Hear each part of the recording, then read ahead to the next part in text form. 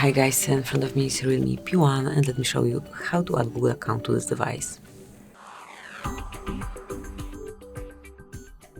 At first, open the settings, then find and select users and accounts, and mark Add Account. Choose Google, and now enter either your email address or phone number, whatever is connected with your account. Once it is entered, select Next and provide the password. Just let me do it off the screen. Now decide if you'll be using this device or your child and select Next.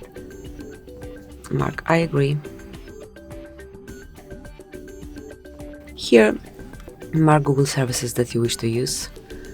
Tap on Accept. And that's it. As you can see, your account is already added. You can smoothly use it. Thank you for watching.